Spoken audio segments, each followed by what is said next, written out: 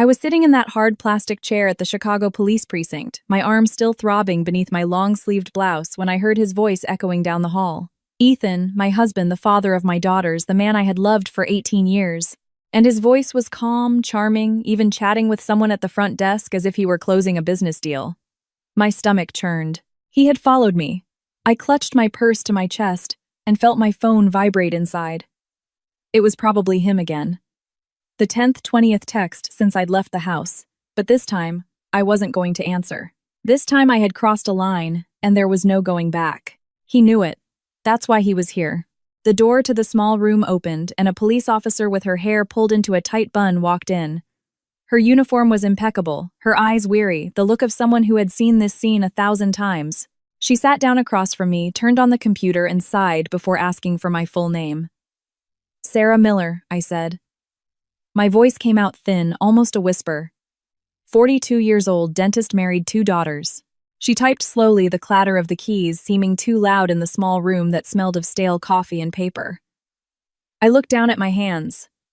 My nails were perfectly manicured, polished in a neutral nude. The nails of a woman who has time, money, an organized life. Nails that didn't match the dark purple bruise spreading beneath the sleeve of my blouse. "What are you here to report today, Sarah?" I opened my mouth, closed it, opened it again. The words were stuck in my throat, thick and dry. To say it out loud to a stranger in a police station meant admitting it, making it real. It meant I was no longer the Sarah with the nice practice in Lincoln Park. The Sarah who posted pictures of family dinners on Instagram. The Sarah with a nearly 20-year marriage and a condo overlooking the park. "My husband assaulted me," I said. And this time it was in front of my daughters. Silence. She stopped typing and looked at me, not with pity but with something worse, recognition. As if I were just another one. And maybe I was. "Can you show me?" she asked. I pushed up my sleeve. The bruise was worse than it had been this morning. It looked like an abstract painting, shades of deep purple, dark blue with greenish yellow at the edges. The mark of his fingers was so clear you could count them. 4 fingers, the thumb on the other side. He had gripped me with such force while yelling inches from my face that I was ungrateful, hysterical, that he worked like a dog to support our home, and I didn't recognize it, didn't value it, didn't deserve it. He said I didn't deserve anything I had, that without him I was nothing. He said it looking me right in the eye, right in my eyes. Then he squeezed my arm until I screamed. And when I screamed, Emily and Sophie appeared at the bedroom door. My girls saw everything. My voice cracked. "Don't cry, Sarah. Not here, not now." I had rehearsed this the entire drive over. I had promised myself I would be strong, objective, firm. But when you say it out loud, when you let out what you've been holding in for months, for years, it all falls apart. And I fell apart right there in that plastic chair while the officer took a tissue from the box on her desk and handed it to me without a word. "I'll get the detective," she said, standing up. "He needs to hear this." "No," I said, quickly grabbing her arm. "He's out there. My husband. He followed me. I saw his car parked out front." She frowned. "Do you have a restraining order?" "Not yet. I just came to file a report. I need proof to file for divorce. I need it on record that he hit me, that he's aggressive because he'll try to use the girl's custody against me. He always does. That always makes me look like the crazy one." She nodded, and I could see she knew this script by heart. How many women had sat in this very chair? How many had told the same story with different words? "Wait here," she said and left. I was alone in the room. The old air conditioner hummed like a failing refrigerator motor. I could hear muffled voices outside, footsteps, a phone ringing. And then I heard Ethan's voice again, louder, this time impatient. He was asking if he could speak to me, saying it was all a misunderstanding, that we were a married couple, that this was a family matter. I closed my eyes, took a deep breath, the smell of old coffee mixed with pine sol. I tasted the metallic tang of fear in my mouth, but beneath the fear there was something else, anger. A quiet, cold rage that I had been nursing for months, ever since the day he screamed at me in front of Emily, since the time he accidentally pushed Sophie when she tried to defend me. Since the night I found the text message on his phone and he turned it around, accusing me of being paranoid, of invading his privacy. I had waited too long, endured too much, believed for too long that he would change, that it was just a rough patch, that the Ethan I first met would come back. But that Ethan never existed. Or maybe he only existed long enough for me to marry him, get pregnant, and intertwine my life with his in a way that felt impossible to undo. But I had a secret, a trump card he couldn't imagine. The door opened again. A man in his early 50s walked in. A well-trimmed graying beard, the rumpled suit of a detective. He had a manila folder under his arm and a serious expression that wasn't exactly hard but wasn't kind either. It was professional tired, like someone who had seen the worst of humanity and still showed up for work every day. "Sarah Miller," he asked, sitting in the chair the officer had vacated. "I'm Detective Evans." The officer filled me in. "Physical assault, correct." I nodded. He opened the folder, took out a pen. "Can you tell me what happened?" And I told him. From the beginning. From the stupid argument about the dishes he'd left in the sink for the 1,000th time. From the moment I said I was tired, that I worked just as hard as he did, that I deserved a break too. From the moment he slowly stood up from his chair that way he does when he's losing control and walked toward me. "He grabbed me here," I said, showing him my arm again, and screamed that I was worthless, that if it weren't for him, I'd just be another dentist in some neighborhood clinic. That the money that built my practice was a loan from his construction company, that he could take everything away from me. The detective stopped writing, looked at me. "He said he could take everything from you. He always says that. That I depend on him, that without him I'm nothing." And the clinic, whose name is it in? Mine. I bought the property with the inheritance from my mother. He knows that, but he likes to twist things, you know. Makes it seem like everything I have is because of him. The detective stared at me for a few seconds. Then he asked, "What is your husband's full name?" "Ethan Hayes, 45. Civil engineer partner at that big construction firm here in Chicago, Hayes Construction." My heart skipped a beat. "Yes, how did you know?" He didn't answer. Instead, he stood up, went to a metal filing cabinet in the corner of the room, opened a drawer, and started searching for something. The sound of rustling folders was deafening. I felt my mouth go dry. "Sarah," he said, his back still to me as he pulled out a thick folder. "I know this man." He turned, walked back to the table, and placed the folder in front of me. His name was written on the tab, but it wasn't the only thing there. There were other names, 3 women's names I had never seen before. The detective opened the folder slowly, like someone opening a box they know has a snake inside. And then I saw them. Police reports. 3 of them, all against Ethan Hayes. All for assault. All dropped, because the women declined to press charges. The floor fell out from under me. This is real." The detective nodded. "Your husband has been reported for domestic violence 3 times. Cases from before your marriage. 2 girlfriends and a fiancé. They all withdrew the complaint. I remember him because I was a patrolman back then, and one of these women almost died. He broke 2 of her ribs, but his family showed up, offered money, and she backed down. I couldn't breathe. 3 women. 3 before me. And he had never ever mentioned it, never admitted he had a history. I had married a serial abuser. I had put my daughters in a home with a man who had nearly killed someone." "Sarah," the detective said, and his voice was lower now, almost gentle. "You're not the first. And if you don't do something now, you probably won't be the last." The tears came hot and fast. I didn't want to cry, but it was impossible to hold back. Because for all these years I had thought the problem was me. That I provoked him, that I was too sensitive, too dramatic, too demanding.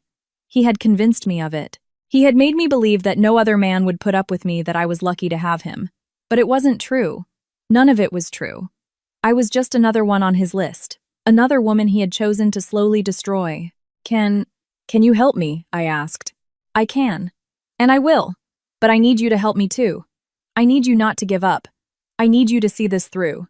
Because this time, Sarah, this time I'm going to make this man answer for what he's done." I nodded, wiped the tears with the back of my hand, and then I reached for my purse, opened it, and took out my phone. I unlocked it and showed him the folder I had created 8 months ago, the folder named Evidence. Inside were 47 audio files of arguments, 23 photos of bruises, 6 videos of him breaking things in the house, and 2-minute recording of him threatening to kill me if I ever tried to leave him. The detective took the phone, looked at the screen, then looked at me. And for the first time since I'd walked into that precinct, I saw something in his eyes that wasn't exhaustion. It was respect. "You're smart," he said. "No," I answered. "I'm just tired of being stupid."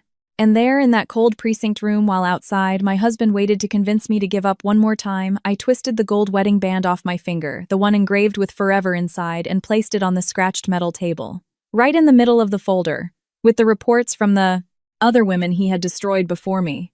Forever was over, and my real fight was just beginning. To understand how I ended up in that precinct with 8 months of evidence stored on my phone, I need to take you back. back 18 years to when I met Ethan Hayes at a graduation party for the UIC College of Dentistry. I was 24, a brand new graduate, wearing a blue dress my mom had given me heels, that pinched but looked beautiful, my hair loose down my back. I felt pretty powerful, ready to conquer the world. I had spent 5 years studying like a maniac, doing rotations in public health clinics, waking up at 5 a.m. to catch the L. My mom had sold her condo to help me pay for school after my dad died. I owed her everything, and that night, diploma in hand, I was sure I would pay back every cent, every sacrifice, every night she spent doing alterations to supplement her pension. It was my friend Daniel, a classmate, who introduced me to Ethan. He was someone's cousin, just there to meet new people.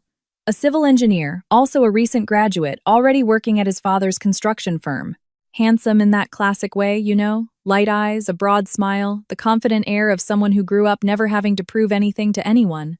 He wore a white button-down with the sleeves rolled up, an expensive watch on his wrist. He smelled of designer cologne. He looked at me as if I were the only person at the party. He asked me about dentistry, about my plans, about what I wanted to do. And he listened, or at least I thought he listened. He asked the right questions, laughed at my jokes, touched my arm when he spoke. By the end of the night, he asked for my number. 3 days later, he called and invited me to dinner. The restaurant was too fancy for me. I remember being nervous looking at the menu without prices, trying to guess what was cheapest.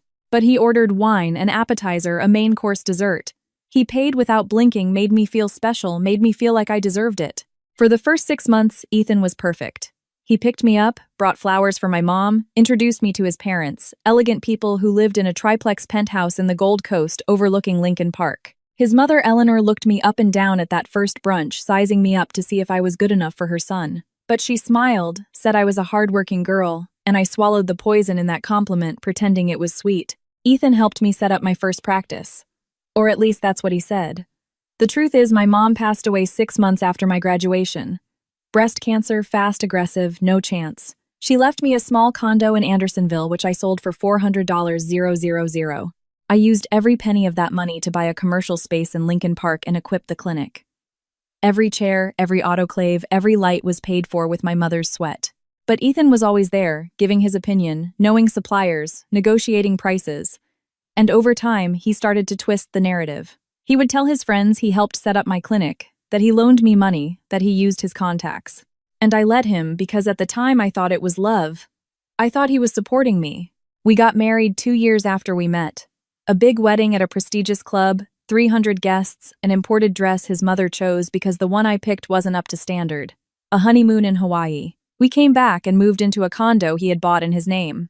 I suggested putting both our names on the deed since I'd be helping with the mortgage, but he laughed and said it wasn't necessary that we were married, what was his was mine. I believed him. Emily was born a year later, Sophie, 2 years after that. And that's when things started to change. Slowly, so slowly, I didn't even notice. First, it was the comments. I was too tired, I complained too much, I didn't keep the house well enough. He worked all day and came home expecting everything to be in order, but there were toys scattered about, dishes in the sink, me in pajamas stained with baby food. I would apologize, try to do better. I hired a cleaning service, but then he complained about the money. Said I spent too much, that I didn't know how to manage finances even though I paid for the cleaner with money from my clinic. But he always found a way to make it sound like it was his money. Then came the yelling. He'd come home stressed from work, and anything was a reason to explode. Sophie crying, Emily asking for attention, me asking if he could help with bath time. It all became a reason for him to scream. And he screamed, loudly screamed horrible things, that I was incompetent, that he regretted marrying me, that I had trapped him with children, that if it weren't for the girls he would have left long ago. I would cry, hidden in the bathroom, hug my daughters and apologize to them for what they heard. I'd try to explain that Daddy was just tired, just stressed, that deep down he loved us, and I believed it. I believed that if I were a better wife, a better mother, a better homemaker, he would go back to being that man from the graduation party, the one who looked at me like I was special. But he never came back because that man never really existed. It was just a mask. The years passed. Emily grew into a quiet girl who avoided her father. Sophie became an anxious child who bit her nails and was afraid of the dark. And I became a shadow. I worked at the clinic during the day, smiled at patients, pretended everything was fine. I came home and walked on eggshells, measuring every word, every gesture, trying not to trigger an explosion. Ethan started controlling the money. I made a good living at the clinic, but he insisted I deposit everything into a joint account. He said it was to make things easier so we could manage it together, but he was the one in control. He decided what was an essential expense and what was a frivolous want of mine. He had the online banking password. I'd ask to buy clothes for the girls and have to justify every cent, but he would buy a $5,000 watch and say it was an investment. There was a time I tried to fight back. I said I wanted my own separate account, my own money. He gave me the silent treatment for a week. Ignored me when I walked into a room. Turned his head when I tried to talk. The girls noticed and were terrified. In the end, I gave in. I apologized, said I was being silly, and we went back to his routine. Then the shove started. Nothing that left a mark just when we argued and I got too close. He would push me away forcefully or grip my wrist tightly when I tried to leave the room during a fight. The first time he really pushed me was 3 years ago. I fell backward onto the sofa, hit my head on the armrest, saw stars. He slammed the door on his way out, came back 2 hours later with flowers and an apology. Said he'd lost control, was under pressure at work, it would never happen again. It happened again and again and again. And I started accepting it, normalizing it, believing that maybe I did provoke him, that maybe I was too dramatic. He said it so often that I started to doubt myself. Was I exaggerating? Were all marriages like this? Was I too weak to handle a real man? But then one day, everything changed. It was 8 months ago. Emily was in her room doing homework. Sophie was watching TV in the living room. I was in the kitchen making dinner when Ethan came home. He'd been drinking not a lot, but enough to be looser, crueler. He started complaining about the food before I even served it. Said he was sick of pasta, that he paid the bills and deserved better. I took a deep breath. I said if he wanted something different, he could cook too, that I worked just as much as he did and I was tired. It was the wrong thing to say. He threw his plate into the sink. It shattered. Shards of ceramic flew. One cut my hand. I cried out, and he came at me, his face red, his finger in my face, screaming that I was an ungrateful bitch, that without him I was nothing, that he could leave me on the street with the girls without a penny. Emily appeared in the kitchen doorway. I will never forget her face. The fear in her eyes, the disappointment, the look that said, "Mom, why do you let him do this?" And in that moment, I decided, not in that exact second, because I was still too terrified. But that night, lying in bed next to him while he slept as if nothing had happened, I decided I was leaving. But not just anyway, not without protection, not without proof.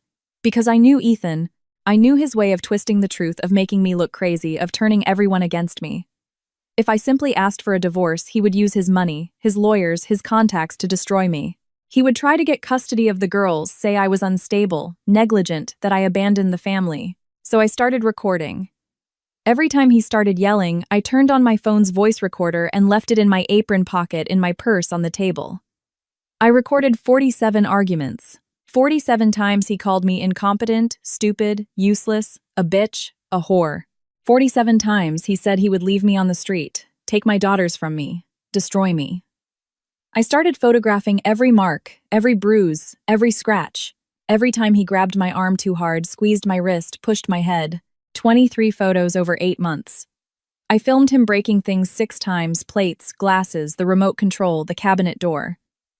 Things he would later claim I had broken, that I had provoked him, that it was my fault. And then there's the 1-2-minute recording. The worst one. The one I secretly recorded 3 weeks ago when I mentioned the word divorce for the first time. I had only said that maybe it would be better for us, that we weren't happy that the girls were suffering.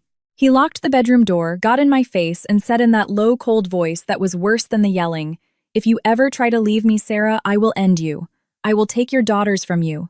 I will shut down your clinic. I will tell everyone that you're crazy, that you cheated on me, that you're worthless. And if that's not enough, I will kill you. Do you hear me? I will kill you, and no one will ever know." I recorded every word and saved it in a password-protected folder. I called my friend Jessica, a lawyer I'd known since college, who was now a top specialist in family law and domestic violence. I told her everything, showed her the evidence. She laid out a strategy. She said I needed to go to the police, file a report that with this evidence, she could get a protective order custody of the girls and a fair share of the assets. But I was afraid. Afraid he would find out, afraid he would follow through on his threat, afraid of losing my daughters. Until the push in front of them 2 days ago. The push that left the purple mark. The push that Emily saw and started to cry. The push that won 3-year-old Sophie secretly filmed on her phone because my daughter already knew we needed proof. That's when I knew. It was now or never. I took the girls, dropped them off at my sister's house. She had always been suspicious of Ethan. I told them I had to take care of something and drove straight to the precinct. And now, sitting in that room, looking at the reports from the other women, I understood everything. Ethan hadn't chosen me by chance. He had a pattern. Women he could control, women who depended on him in some way, women he could slowly destroy until they didn't know who they were anymore. But he had made one mistake with me. Because underneath it all, under the fear and insecurity he had planted in me, there was still the Sarah who had put herself through school, the Sarah who had built a clinic from scratch, the Sarah who had inherited the strength of a mother, who sold her home to pay for her daughter's education. And that Sarah was not going to give up. Detective Evans closed the folder and looked me in the eyes. "Are you ready to see this through to the end?" he asked. "I am," I said, and this time my voice didn't waver. Detective Evans spent the next 2 hours listening to every audio file, looking at every photo, watching every video I had saved on my phone. He took notes, paused, rewound, took more notes. The officer who had first spoken to me came in and out several times, bringing water, coffee forms. I drank the coffee even though it was cold and awful, just to have something to do with my hands, which wouldn't stop shaking. Outside, Ethan was still waiting. I could feel his presence as if it were a shadow passing through the wall. Every half hour he'd ask how much longer it would take. He'd say he had a meeting, that it was absurd to keep me here so long, that he knew important people, that he was going to call the family lawyer. "Let him call," the detective said without taking his eyes off the computer screen where he was transferring my files. "He's going to need a very good lawyer." When he finished documenting everything, he picked up the phone and made a call. "Judge Vance, Detective Evans from the 18th District. Sorry to bother you after hours, but I have an urgent case here. I need an emergency protective order. Imminent risk. The abuser is here at the station right now, waiting for the victim. He has a history of 3 prior reports that were dropped. This time, the victim has recorded evidence. 47 audio files, 23 photos of injuries, 6 videos of property damage, and a direct recorded death threat." There was a pause while he listened. Then, "Yes, ma'am. I'm emailing everything to you now. Thank you." He hung up and looked at me. "Do you have somewhere to stay tonight? Someplace he doesn't know about?" "My sister's. He knows where she lives, but he's never been there. He doesn't get along with my family." "Good. You'll go there now. The judge will sign the protective order tonight. By tomorrow morning, he won't be able to come within 500 feet of you or your daughters. He can't call, text, nothing. If he violates it, he's arrested on the spot." "What about the condo?" I asked. "My things, the girls' things. Tomorrow morning, you'll go back with a police escort and get what you need. We'll deal with the rest later." The rest. The $2.5 million condo, the furniture I had chosen, the clothes, the books, the girls' toys, the framed family photos that were now just framed lies. The entire life I had built that I would now have to dismantle piece by piece. "I have my clinic," I said. "I own the building. There's a small apartment upstairs I use to rest between appointments. We can stay there while I sort things out." "Even better. Does it have an alarm?" "Cameras. I had them installed last month." The detective smiled for the first time. "You really prepared for this." "I had 8 months to plan." He stood up. "I'm going to bring him in here. I'm going to notify him about the police report and the incoming protective order. He's going to freak out. He'll deny everything. He'll try to convince me you're crazy. I've seen this movie 1,000 times. Do you want to be here, or would you prefer to leave through the back?" "I want to be here." "Are you sure?" "Absolutely. Because I needed to see it. I needed to see his face when he found out that this time I wasn't backing down. That this time I had been smarter. That he had underestimated the woman he called stupid, incompetent, useless." The detective left. I heard his voice in the hallway calling Ethan's name. I heard his footsteps approaching. My heart was beating so hard I thought I might faint, but I took a deep breath, clasped my hands in my lap, and kept my back straight. The door opened. Ethan walked in, and when he saw me sitting there with the detective beside me and the evidence folder on the table, his expression changed. For a fraction of a second, I saw fear in his eyes. Real fear. But he quickly put the mask back on. The weary smile, the condescending gaze, the sigh of a patient man dealing with a hysterical woman. "Sarah, honey," he said, his voice as smooth as poisoned honey. "What's going on? Why aren't you answering my calls? I was worried." "The girls are asking for you." "Don't talk about my daughters," I said. My voice came out steady, steadier than I expected. He blinked. What do you mean, your daughters? There are daughters, Sarah. He looked at the detective. Detective, I don't know what my wife has told you, but she's been very stressed lately, very anxious. I even suggested she see a therapist, but she refused. She has these episodes. Sometimes she invents things, twists situations. I invent things, I said, and I felt the hot rage rise in my throat. Did I invent the 47 audio files of you screaming insults at me? Did I invent the 23 photos of the bruises you left on my body? Did I invent the videos of you smashing dishes and the remote control? Did I invent your voice threatening to kill me if I filed for divorce? His face went white. You recorded me. I recorded everything. For 8 months. Every scream, every threat, every act of violence. And now the detective has a copy of it all. Ethan looked at the detective. She can't do that. That's an invasion of privacy. It's illegal. The detective crossed his arms. Actually, Mr. Hayes, she can. In Illinois, it's legal to record a conversation you are a part of. And believe me, I've listened to it. Every second. Including the part where you say you're going to kill her. That's called a death threat. And combined with the physical assault, the 23 photographic exhibits, the videos of property damage, and the history of 3 prior reports you have at this department, I'd say you're in a very difficult situation. Ethan took a step back. What history? What 3 reports? The detective opened the old folder. Recognize these names. Jessica Smith report in 2006 dropped. Megan Jones report in 2008 dropped. Ashley Williams report in 2010. 2 broken ribs. She almost died. Report dropped after your family offered a financial settlement. Should I continue? That was years ago, Ethan stammered. I was young. I've changed. You haven't changed, the detective cut him off. You just got more careful. But this time, Mr. Hayes, your victim was more careful too. Ethan looked at me and I saw something I'd never seen before. Real desperation. He was realizing he had lost control, that the narrative was no longer his, that I had turned the tables. Sarah, he said, his voice trembling. Sarah, honey, we can talk about this at home. Calmly. I know I've been difficult. I know I lose my temper sometimes, but I love you. I love our girls. We can fix this. We don't need to involve the police.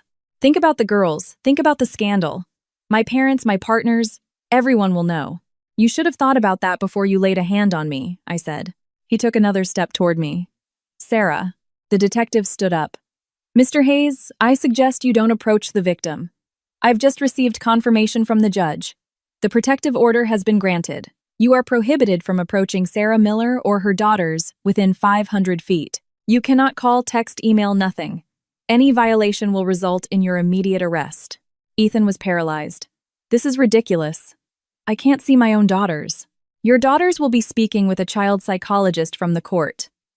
After that, the judge will decide on supervised visitation. For now, no. In my home, I'm being kicked out of my own home. For now, Mrs. Miller and her daughters will be leaving. There will be a hearing soon to decide who resides in the home during the divorce proceedings. Ethan let out a bitter laugh. Divorce? Sarah, you're not going to divorce me. I have the best lawyers in Chicago. I have money. I have connections. You won't get a thing. That's when I stood up. I looked him right in the eye and said, Do you think I'm afraid of you? After 18 years of enduring your screaming, your pushing, your humiliation, you think I'm going to give up now? You underestimated me, Ethan. You thought I was weak. You thought I depended on you. But I have my clinic, I have my own money, I have my evidence, and I have a lawyer who's waiting to see you in court. What lawyer? At that moment, my phone rang. It was Jessica. I put it on speaker. Sarah, is everything okay over there? Her voice echoed in the room. Everything's great, Jessica. The detective just confirmed the protective order. Perfect. I've already prepared the petition for a contested divorce with a request for sole custody of the girls and division of assets. I'm filing it at the Daily Center first thing tomorrow morning. And Sarah, that information you gave me about the embezzlement from the construction company, I've passed it on to the state's attorney's office. They're going to want to have a talk with Ethan very soon. Ethan's face turned red. What embezzlement? What information? I smiled.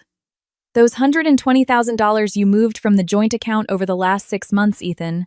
Did you think I didn't notice? Did you think I didn't see the statements?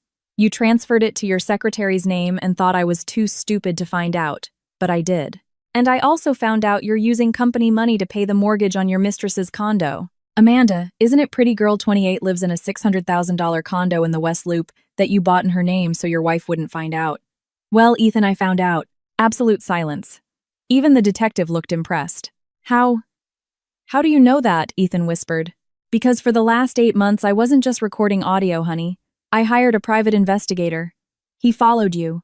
Photographed you coming and going from her apartment. Photographed you having dinner in suburban restaurants where you thought no one would recognize you.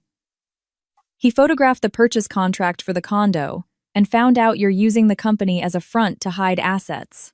Jessica's voice came through the speaker again. And that Mr. Hayes is called tax fraud, money laundering, and embezzlement. The partners at Hayes Construction are also going to want to talk to you. I imagine your father will be thrilled to learn you're using the family business to bankroll your affair. Ethan staggered, grabbing the table for support. You planned this. You set me up. No, I said. You set yourself up. I just collected the pieces. The detective stood up. Mr. Hayes, I suggest you leave now. Mrs. Miller will be leaving with an escort. You have 1 hour to be outside the 500-foot radius around her. If I find out you violated the protective order, you'll be spending the night in a cell. Understood. Ethan looked at me with a hatred so pure I felt the air grow heavy. But beneath the hate was something else. Defeat. He knew he had lost. For the first time in his life, Ethan Hayes was not in control. You're going to regret this, he said quietly. No, I answered. You are. He stormed out, slamming the door. I listened to his footsteps fade down the hall until they were gone completely. And then only then did my legs give out.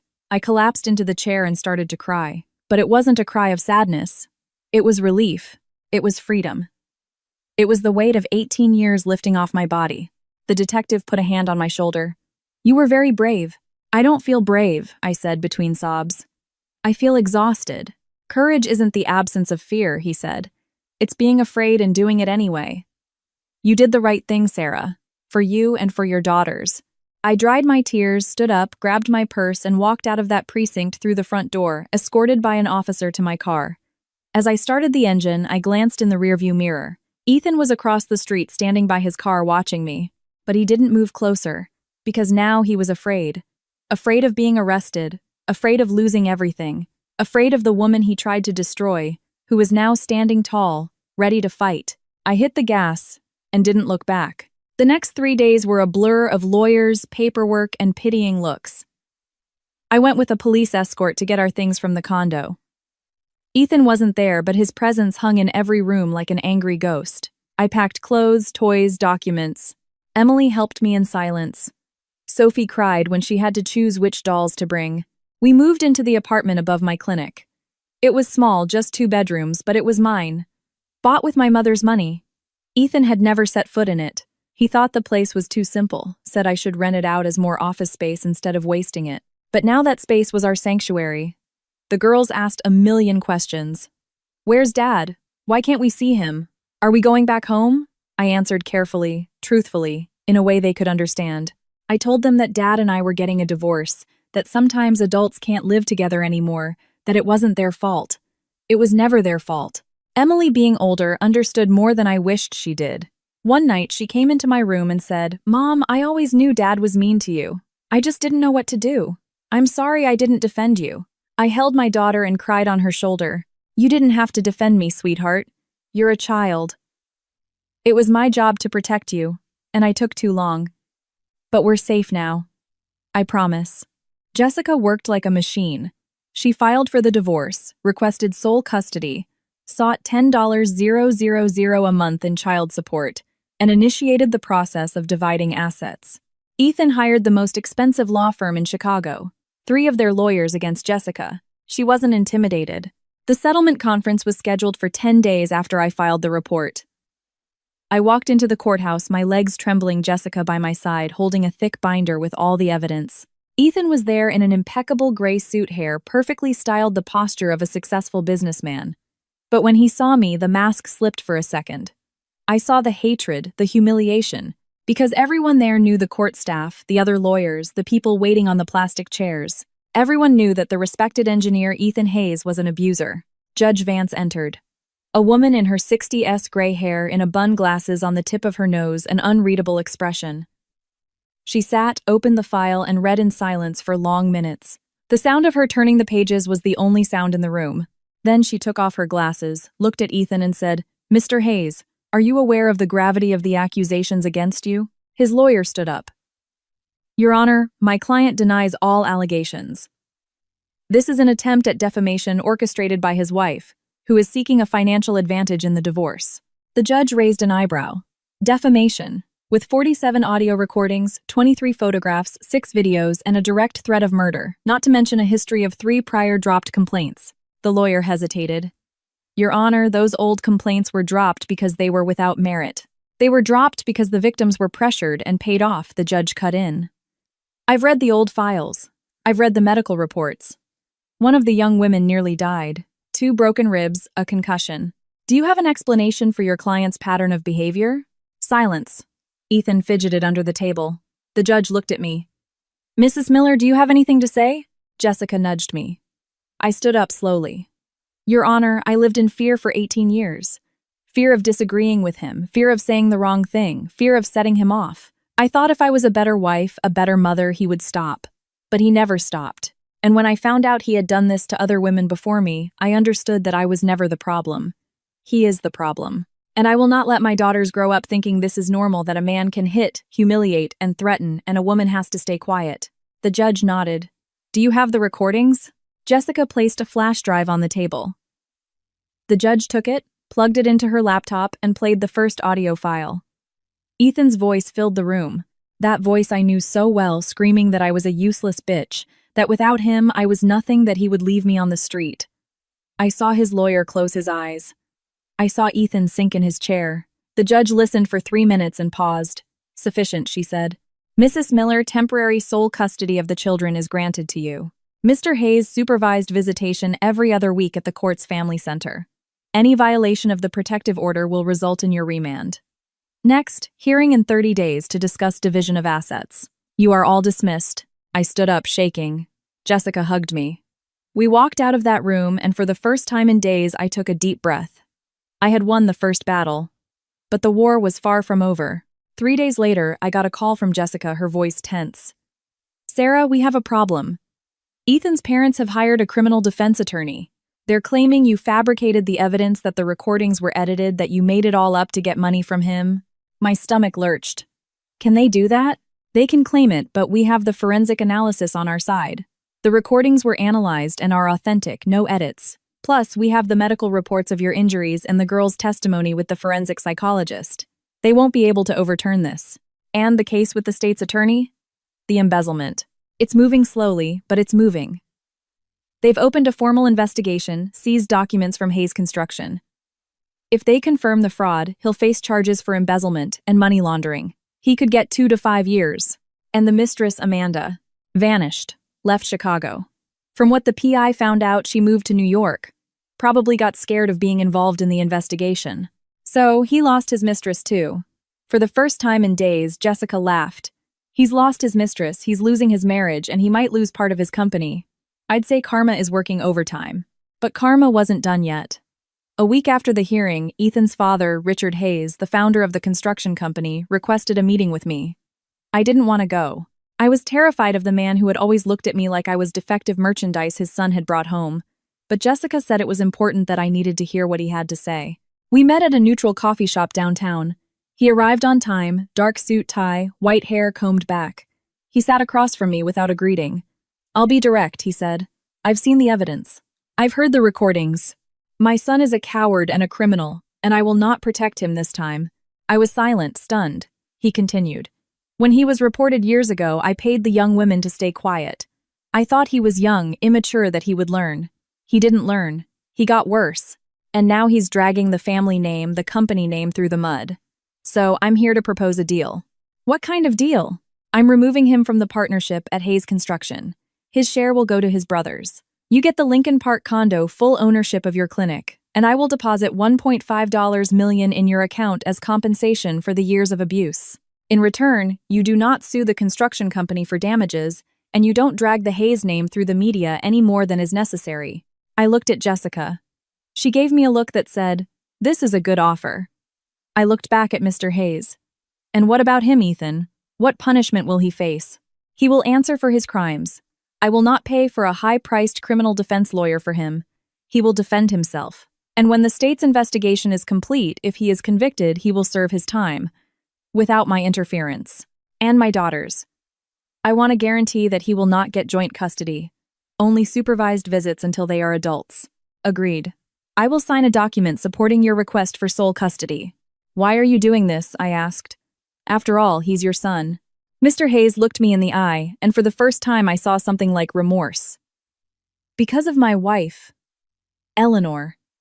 She told you something many years ago the first time you came to our home. She said you were a hard-working girl, remember? I remember.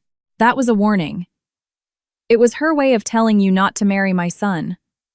Because she knows. She has always known what he is. And she lived through 35 years of marriage, putting up with a man just like him. I was like him with her. I yelled, I controlled, I humiliated. I never hit her, but I destroyed her all the same. And when I saw the reports against my son years ago, I denied it. I pretended it wasn't true because admitting my son was a monster meant admitting that I was one too. He paused, took a deep breath. But Eleanor told me the other day, after all this came out, that she will no longer live in silence. That if I don't do the right thing now, she will leave me, and she will publicly tell everyone what I did to her for decades. So I am doing this for her, for you, and for your daughters. Because no woman should have to go through what you went through. I was speechless. I accepted the deal. Jessica drafted the terms.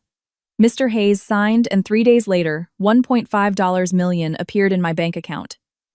The condo was transferred to my name. Ethan was officially expelled from the construction company. And when the news leaked, when everyone in Chicago learned that the engineer Ethan Hayes had been disowned by his own father because of domestic violence, his reputation crumbled. His business partners jumped ship, clients disappeared. The state's attorney's investigation accelerated, and 2 weeks later, Ethan was indicted for embezzlement and money laundering. He tried to call me 7 times, sent texts saying it was my fault that I had destroyed him, that I would pay. Every message was forwarded to the detective, every call documented. He violated the protective order 6 times. On the 7th, he was arrested. He spent 3 days in jail before making bail. But the damage was done. The press got a hold of the story. Engineer from prominent Chicago family arrested for domestic violence and financial crimes. His name became synonymous with shame. And I was standing tall, my head held high, my daughters by my side, my clinic thriving with enough money to start over. Without fear, without shame, without chains. 6 months later, I was sitting on the balcony of the new condo I'd bought. It wasn't enormous like the one in Lincoln Park, but it was mine, purchased in my name only with my money, with no one to tell me I didn't deserve it. 3 bedrooms, 2 bathrooms, a kitchen with a center island where Emily liked to bake cakes on the weekends. Sophie had chosen the color for her bedroom wall lilac. I let her. After so long living in a home where Ethan controlled every decision, letting my 3-year-old choose her own wall color felt revolutionary. I was drinking coffee, watching the sun rise over the city when my phone rang. It was Detective Evans. Sarah, good morning. Sorry to call so early. No problem, Detective. Did something happen? Yes. The verdict in the criminal case came down yesterday. Ethan was found guilty.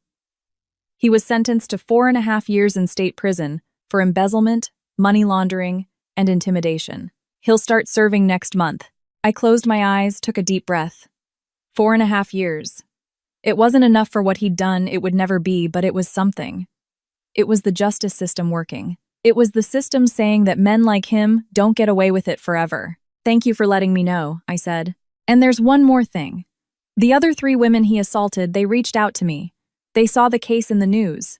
They want to reopen their old complaints. Now that he's been convicted, they feel safe enough to speak up. So the process might be extended. He could get more time. I felt something warm in my chest. It wasn't happiness. It was justice. Finally. They're going to get support. I referred them to a network of pro bono lawyers who specialize in this. They'll have all the support they need. I can help financially, I said. If they need it. There was a pause.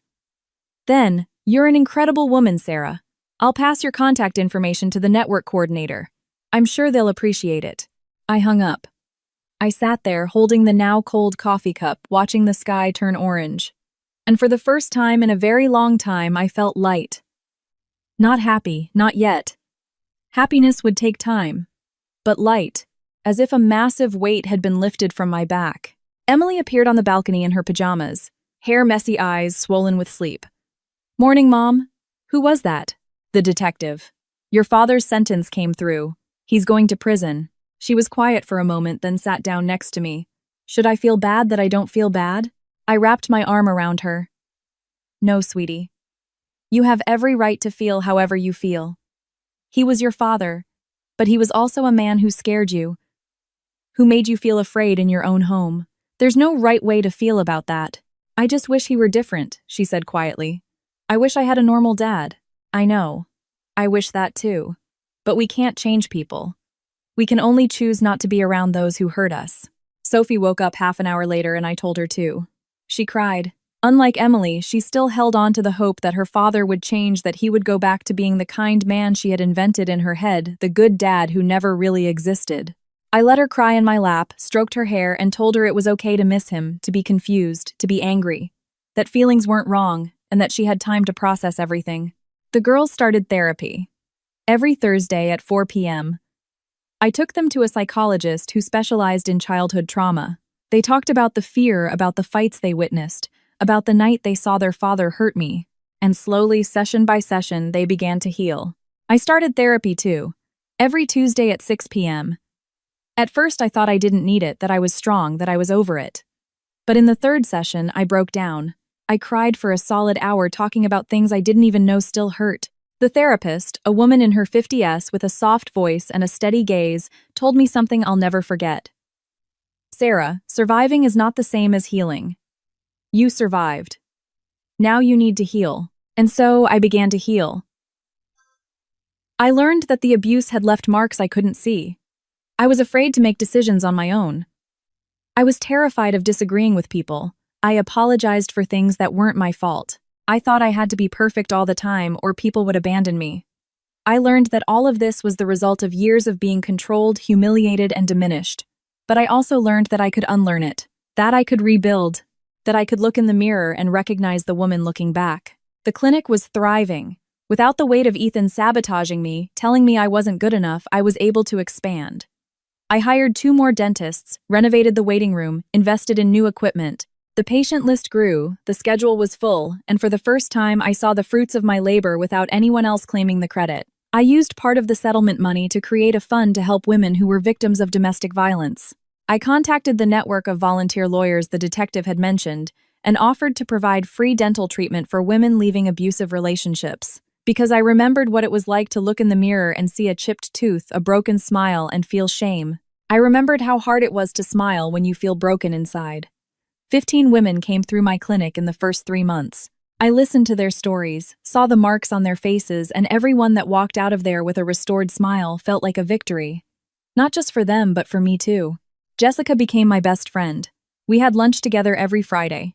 She told me about her cases, and I saw that my story was not unique. There were women with worse stories, stories that made me cry in the middle of the restaurant.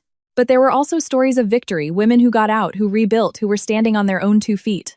And I realized that being part of this network, this chain of women helping women, was part of my healing.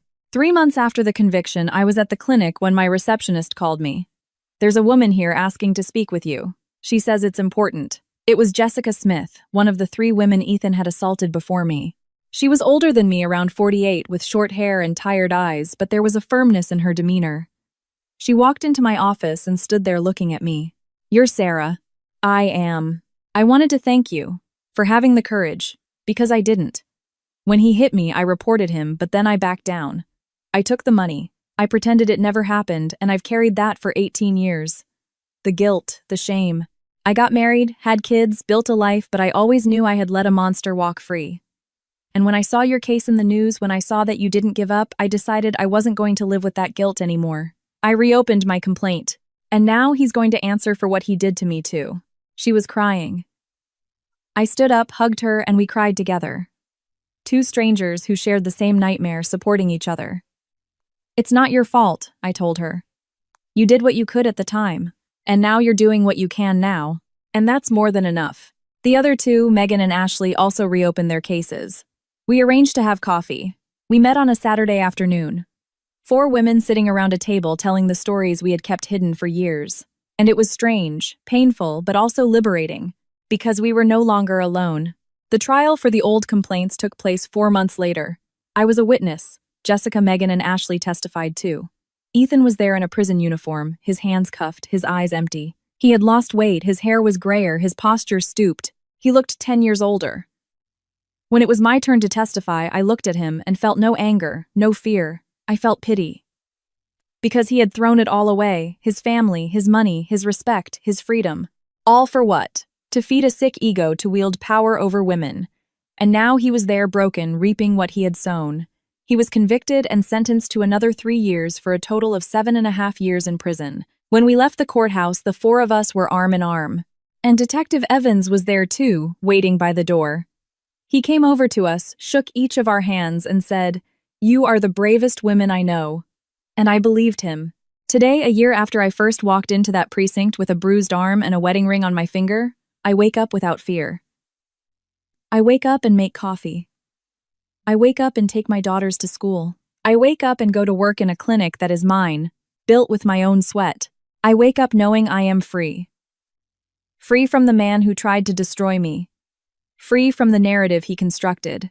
Free to be who I always was underneath all that fear. A strong, capable woman, deserving of respect. I won't lie and say everything is perfect. There are bad days. There are nights I wake up from a nightmare where he's screaming at me. There are moments I catch myself apologizing for trivial things, acting as if I need someone's approval. But those moments are becoming rarer. And when they come, I take a deep breath, remember how far I've come, and keep moving forward. The girls are doing well. Emily turned 17 and got into Northwestern to study psychology. She wants to help other people who have been through what she went through. Sophie turned 14 and is in a rock band at her school. She plays the drums. I think it's too loud, but I let her because the noise of her making music is so much better than the suffocating silence we used to live in. And me, I'm starting over. I've learned that starting over isn't about erasing the past. It's about building a new future on top of the ruins. And sometimes the ruins make the strongest foundation. I'm dating again. Nothing serious yet. A kind man I met at a dental conference. He treats me with respect, asks my opinion, listens when I talk. And when I had a panic attack on our second date because he raised his voice to call a waiter, he didn't get angry. He held my hand, apologized, said he understood, and waited for me to calm down. There are good people in the world. I had just forgotten. My story is one of survival, but more than that, it's a story of reclamation. It's about taking back the voice that was silenced, the power that was stolen, and the life that was put on hold. It's a reminder that dignity is non-negotiable, that self-love must come first, and that it is never, ever too late to start again. Remember, you are stronger than you can possibly imagine.